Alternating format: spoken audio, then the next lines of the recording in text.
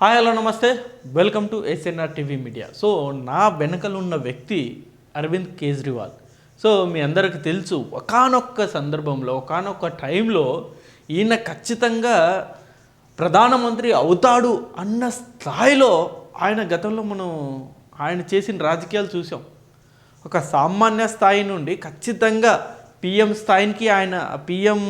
స్థాయికి ఆయన ఎదుగుతాడు అని చెప్పేసి కూడా గతంలో మనం మాట్లాడుకున్నాం. ఖచ్చితంగా ఏదో ఒక రోజు ఈ దేశానికి ఆయన ప్రధాని అవుతారు అని చెప్పేసి కూడా చాలా మాట్లాడుకున్నాం. అలాంటి వ్యక్తి ఇవాళ ఢిల్లీ ఎలక్షన్ వచ్చిన తర్వాత పరిస్థితి చూస్తే ఎమ్మెల్యేగా కూడా గెలవలేదు ఆయన. సో ముఖ్యమంత్రిగా చేసిన వ్యక్తి, సో 2 సార్లు ముఖ్యమంత్రిగా చేసిన వ్యక్తి ఇవాళ కనీసం ఎమ్మెల్యేగా కూడా గెలవని పరిస్థితి ఏర్పడింది. సో ఈ ఆప్ పార్టీ ఓడిపోవడం వెనుక రకరకాల కారణాలు అనేవి వినబడుతూ ఉన్నాయి. సో మనందరికీ తెలుసు, ఆప్ పార్టీ మొత్తం ఈ లిక్కర్ స్కామ్లోనే కొట్టుకుపోయింది. సో ఇదైతే మేజర్ పాయింట్. ఇది ఎప్పుడైతే లిక్కర్ స్కామ్ బయటకు వచ్చిందో, అరవింద్ కేజ్రీవాల్ దగ్గర నుండి సీఎం దగ్గర నుండి డిప్యూటీ సీఎం సిసోడియా గారు కావచ్చు, ఇలా అనేక మంది మంత్రులు అందరూ కూడా జైలుకి వెళ్ళారు. సో ఎప్పుడైతే వీళ్ళందరూ జైలుకి వెళ్ళారో అప్పుడే ఆ పతనం మొదలైంది. అప్పుడే డిసైడ్ అయిపోయారు ఢిల్లీ ప్రజలు, అరే మనమేదో మన భవిష్యత్తు మారుస్తాడని చెప్పేసి మనం అరవింద్ కేజ్రీవాల్ గారికి సీఎం చేస్తే ఆయన మొత్తం ఈ లిక్కర్ స్కామ్ చేస్తున్నాడు ఏంది అని చెప్పేసి ఢిల్లీ ప్రజలు అప్పుడే డిసైడ్ అయిపోయారు. ఎప్పుడైతే ఆయన జైలుకి వెళ్ళారో అప్పుడు ఎన్నికలు వచ్చినా సరే కేజ్రీవాల్ గారు ఓడిపోయేవారు ఖచ్చితంగా. అంత ప్రభావం చూపింది, యావత్ దేశాన్ని షేక్ చేసింది ఈ ఢిల్లీ లిక్కర్ స్కీమ్. తెలంగాణలో కూడా ఆ ప్రభావం భారీగా ఉండింది. ఎందుకంటే ఇక్కడ తెలంగాణ నుండి అరెస్ట్ అయిన వ్యక్తి కవిత గారు, ఇక్కడ సాక్షాత్తు ముఖ్యమంత్రి కూతురు. సో ఈ ప్రభావం అనేది భారీ స్థాయిలో ఉండింది. అదే ఇవాళ ఈ ఆ పార్టీకి భారీ శాపంలా మారింది. ఇంకొకటి, రాజకీయాల్లో ఖచ్చితంగా ఇప్పుడు ప్రతి ఒక్కరి మీద ఒక మరక అనేది ఉంటుంది. ఇప్పుడు చంద్రబాబు నాయుడు గారి మీద కూడా గతంలో వైఎస్ జగన్ గారు అవినీతి చేశారని చెప్పేసి జైల్లో పెట్టించారు, స్కామ్ చేశారని చెప్పేసి. సో జైల్లో పెట్టించిన తర్వాత ఇక్కడ ఏమైంది, ఆంధ్రాలో ఈ పరిస్థితి అనేది రివర్స్ అయిపోయింది. ప్రజలు కూడా దాన్ని విశ్వసించలేదు. అరే చంద్రబాబు నాయుడు గారిని అన్యాయంగా జైలుకి పంపించారు అని చెప్పేసి కూడా ప్రజలు భావించారు. కాబట్టి ఇక్కడ చంద్రబాబు నాయుడు గారిని భారీ మెజార్టీతో గెలిపించడం జరిగింది. ఆ సింపతి అనేది చంద్రబాబు నాయుడు గారి విషయంలో వర్కౌట్ అయింది. బట్ అదే సింపతి కేజ్రీవాల్ గారి విషయంలో మాత్రం వర్కౌట్ అవ్వలేదు. ఎందుకంటే ఇక్కడ ఢిల్లీలో జరిగిన ఈ కుంభకోణంలో అనేక మంది ప్రముఖులందరూ కూడా జైలుకు వెళ్ళారు. సో పక్కా ఆధారాలు, ఎవిడెన్స్తో సహా ఇక్కడ దొరికిపోయారు వీళ్ళు. అందుకు ఆ సింపతి అనేది రాలేదు. సో ప్రతి ఒక్కరి మీద కూడా ఖచ్చితంగా మచ్చ అనేది ఉంటుంది. బట్ అది ప్రజల్లో వెళ్ళిన ఆ విమర్శ వెళ్ళిన తీరు బట్టి వాళ్ళు రాజకీయ భవిష్యత్తుని డిసైడ్ అవుతుంది. సో ఇవన్నీ పక్కన పెడితే అసలు ఆమ్ ఆద్మీ పార్టీ అసలు ఓడిపోవడానికి ప్రధాన 4 కారణాలు నేను ఈ వీడియోలో చెప్తాను. కేవలం ఈ 4 కారణాల వల్లే ఆమ్ ఆద్మీ పార్టీ ఓడిపోయింది అని చెప్పేసి ఇట్టే చెప్పొచ్చు.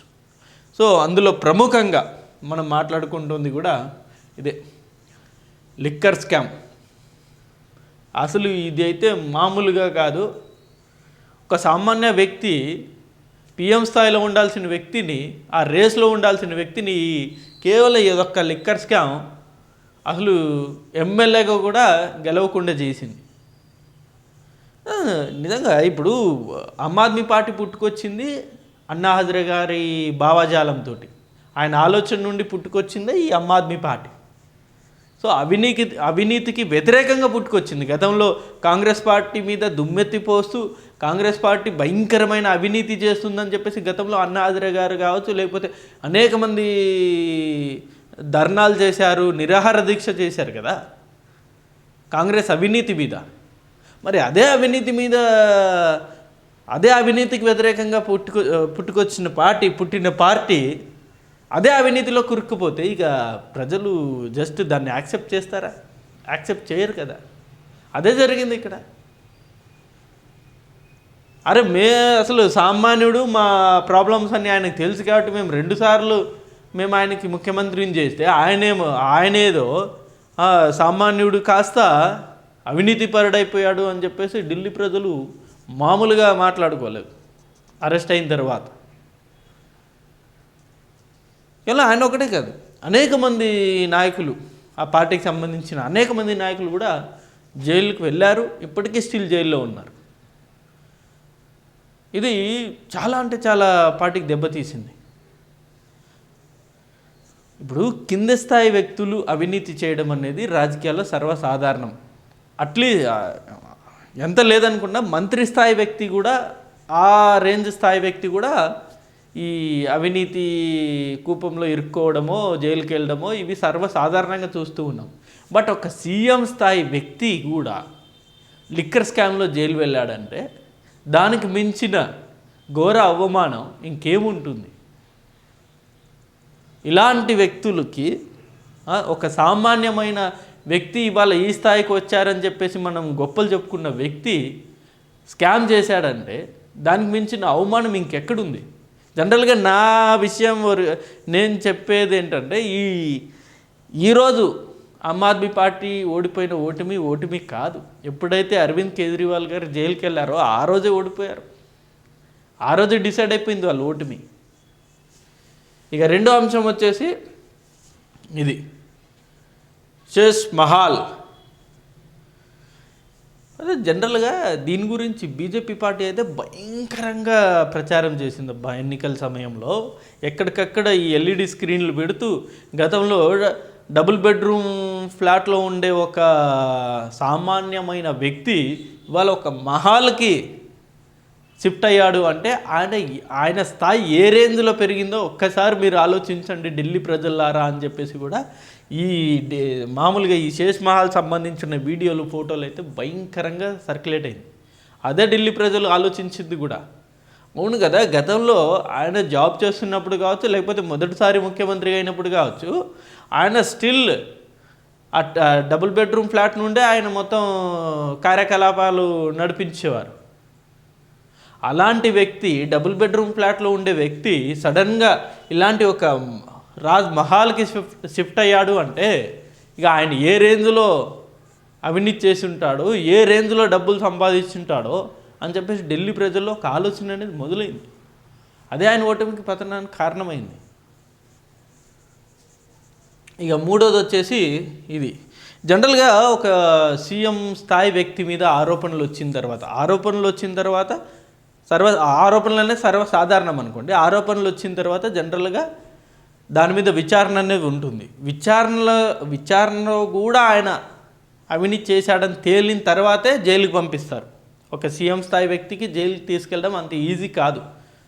చాలా లాస్ అనేవి అడ్డొస్తాయి. మన రాజ్యాంగపరంగా చూసుకున్నా సరే ఒక సీఎం స్థాయి వ్యక్తికి అరెస్ట్ చేయాలంటే చాలా రూల్స్ అండ్ రెగ్యులేషన్స్ ఉంటాయి. ఖచ్చితమైన ఆధారాలు ఉంటేనే అరెస్ట్ చేయాలి. సో అలాంటిది అరవింద్ కేజ్రీవాల్ గారికి అన్ని ఆధారాలు లభించిన తర్వాతే, అన్నీ సబ్మిట్ చేసిన తర్వాతే, కోర్టుకు సబ్మిట్ చేసిన తర్వాతే కోర్టు అనేది జైలు శిక్ష విధించింది, రిమాండ్ వేశారు. సో అప్పుడైనా ఆయన జస్ట్ ఆలోచన చేయలేదా? అరే మన మీద ఈ అవినీతి ఆరోపణ వచ్చింది, ఆరోపణ రావడమే కాదు అసలు జైలు కూడా వెళ్ళిపోయాం కదా అని చెప్పేసి అప్పుడు కనుక ఆయన రాజీనామా చేసి ఉంటే పరిస్థితి వేరేలా ఉండేది.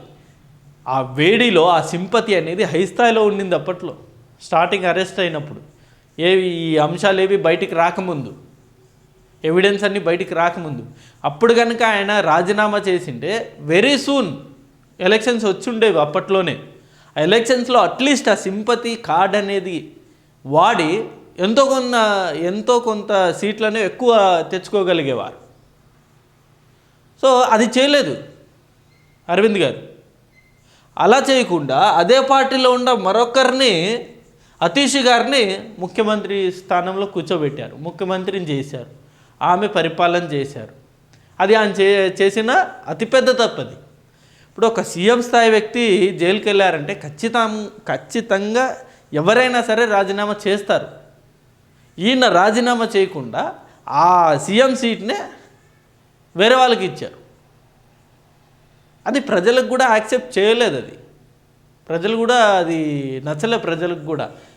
అరే నువ్వు జైలుకి వెళ్ళావు, జైలుకి వెళ్ళినోడివి రాజీనామా చేయకుండా నేను జైలు నుండి పరిపాలిస్తానని చెప్పడము, లేకపోతే నా ప్లేస్లో ఇంకొకరు పరిపాలిస్తారని చెప్పడము, లేకపోతే అతీష్ గారేమో ఆమె సీఎం ఛాంబర్లో కేజ్రీవాల్ గారికి ఒక సపరేట్ కుర్చీనే అలా ఎంటీగా పెట్టేశారు.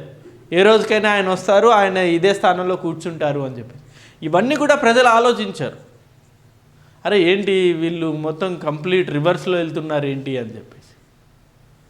అరే ఇంత పబ్లిక్గా దొరికిన తర్వాత రాజీనామా చేయకుండా స్టిల్ ఇంకా వేరే వాళ్ళని పెట్టి మీరు అధికారాన్ని కొనసాగించడం ఏంటి అన్నది ఢిల్లీ ప్రజలకు నచ్చలేదు. అదే ఇవాళ ఆ పార్టీకి ఇంత పెద్ద శాపమై కూర్చుంది. ఇక నాలుగోది వచ్చేసి ఇది ఢిల్లీ పొల్యూషన్. ఎవరన్నా రీసెంట్గా ఈ వీడియో చూస్తున్న వారు ఎవరన్నా సరే ఈ మధ్య కాలంలో మీరు ఢిల్లీ వెళ్ళొచ్చుంటే అక్కడున్న పరిస్థితి ఒక్కసారి ఈ కింద కామెంట్ రూపంలో తెలియజేయండి. ఢిల్లీలో ఎంత భయంకరమైన పొల్యూషన్ ఉందంటే సుప్రీంకోర్టు ఎన్నిసార్లు సీరియస్ అయినా సరే దాని మీద చర్యలు తీసుకునే పరిస్థితి కూడా లేదు ఢిల్లీలో. అంత తారాస్థాయిలో ఉంది పొల్యూషన్ అనేది. గాలిలో స్వచ్ఛత శాతం అనేది, ఫ్రెష్ ఎయిర్ శాతం అనేది, పర్సెంటేజ్ అనేది భయంకరంగా పడిపోయింది. మొత్తం పొల్యూషనే. అది ప్రజలు అక్కడ నివసించే ప్రజలు ఇదే కదా ఆలోచిస్తారు. వాళ్ళకి ఏం కావాలి? స్వచ్ఛమైన గాలి కావాలి, నీళ్లు కావాలి, ఉండడానికి ఇల్లు కావాలి. ఇవే కదా మేజర్ మినిమం రిక్వైర్మెంట్స్. వాటిలో ఈ గాలి స్వచ్ఛతే నువ్వు ప్రొవైడ్ చేయకపోతే, వాటి మీద చర్యలు తీసుకోకపోతే, దాన్ని అసలు గాలి స్వచ్ఛతని పెంచడానికి మీరు ఎలాంటి ప్రయత్నాలు చేయకపోతే ఇంకెలా ప్రజలు దాన్ని ఎలా తీసుకుంటారు, ఎలా యాక్సెప్ట్ చేస్తారు? ఈ పొల్యూషన్ అనేది కూడా భయంకరమైన ఎఫెక్ట్ పడింది ఢిల్లీ ప్రజల్లో. ఇప్పుడు బయట నుండి వెళ్ళి వచ్చేవారు, ఇప్పుడు రాజధాని కాబట్టి మన భారతదేశానికి బయట నుండి వెళ్ళొచ్చేవారు 1 or 2 days మాత్రమే అక్కడ ఉంటారు. బట్ అక్కడే నివాసం ఉంటున్న ఢిల్లీ ప్రజలు ఉంటారు కదా, వాళ్ళు నిరంతరం అదే గాలిగా పీల్చుకొని బ్రతకాలారు. వాళ్ళు ఆలోచించరా అరే ఏంటి మన పరిస్థితి ఇది అని చెప్పేసి. సో అదే ఢిల్లీ ప్రజలు అందరిలోనూ ఇదే ఆలోచన మొదలైంది. అరే ఎన్నిసార్లు విమర్శలు చేసినా వీళ్ళు అసలు ఎలాంటి యాక్షన్ తీసుకోవట్లేదు అని చెప్పేసి ఇదే విమర్శ వచ్చింది. ఇదే ఇప్పుడు ఢిల్లీ ఈ ఆమ్ ఆద్మీ పార్టీకి కొంప ముంచింది. సో ఇంకా బోల్డ్ అని కారణాలు ఉన్నాయి. బట్ ఈ 4 అనేది కూడా ప్రధాన కారణాలు. ఆమ్ ఆద్మీ పార్టీ ఇవాళ ఓడిపోవడానికి ప్రధాన కారణాలు ఈ 4. ఒకటి లిక్కర్ స్కామ్, రెండోది పొల్యూషన్ సంబంధించి ఎలాంటి చర్యలు తీసుకోకపోవడం, మూడోది వచ్చేసి సీఎం పదవికి రాజీనామా చేయకుండా వేరే వాళ్ళకి ఆ పదవి ఇవ్వడం, అలాగే వచ్చేసి 4వది వచ్చేసి ఇషేష్ మహల్. ఈ 4 అనేది కూడా భయంకరంగా ప్రజల్లోకి వెళ్ళిన అంశాలు. ఈ 4 ఇవాళ ఈ అరవింద్ కేజ్రీవాల్ గారిని ఓడించింది. సో ఇది వీడియో అండ్ ఈ అంశం మీద మీ అభిప్రాయాన్ని కూడా కింద కామెంట్ రూపంలో తెలియజేయండి. Thank you for watching this video. Thank you.